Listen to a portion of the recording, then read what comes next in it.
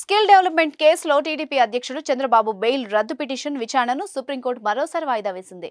3 వారాల తర్వాత పిటిషన్పై తదుపరి విచారణ ఉంటుందని జస్టిస్ బేలా త్రివేది, జస్టిస్ పంకజ్ మిట్టల్తో కూడిన ధర్మాసనం తెలిపింది. చంద్రబాబు కుటుంబం అధికారులను బెదిరిస్తోందని, వెంటనే బెయిల్ రద్దు చేయాలంటూ ప్రభుత్వం తరపు న్యాయవాదులు సుప్రీంకోర్టును కోరారు. అందుకు సంబంధించిన వివరాలతో ఇంటర్లోకేటరీ అప్లికేషన్ దాఖలు చేసినట్టు కోర్టు దృష్టికి తీసుకెళ్లారు. మీరు కొత్తగా బిజినెస్ స్టార్ట్ చేయాలనుకుంటున్నారా? మార్చి 16-17 హైటెక్స్ లో franchise India biggest ఫ్రో expo. Chandrababu కుటుంబం ఒక డైరీలో అధికారుల పేర్లు నమోదు చేస్తోంది. వాళ్లు అధికారంలోకి వస్తే అందరిపై చర్యలు తీసుకుంటామని బెదిరిస్తోంది. ఈ కేసులో బెయిల్ మంజూరు తర్వాత అనేక పరిణామాలు చోటు చేసుకున్నాయి. నిందితుడి కుటుంబ సభ్యులు అధికారులను, దర్యాప్తు సంస్థను బెదిరిస్తున్నారు. వెంటనే బెయిల్ రద్దు చేయడానికి అనేక కారణాలున్నాయి. విచారణ జరిపి చర్యలు తీసుకోవాలి అంటూ ప్రభుత్వం తరపు న్యాయవాది ముకుల్ రోహత్గి అన్నారు. ఈ వాదనలు విన్న ధర్మాసనం ఈ పిటిషన్ ప్రధాన ఉద్దేశం ఏంటని ప్రశ్నించింది.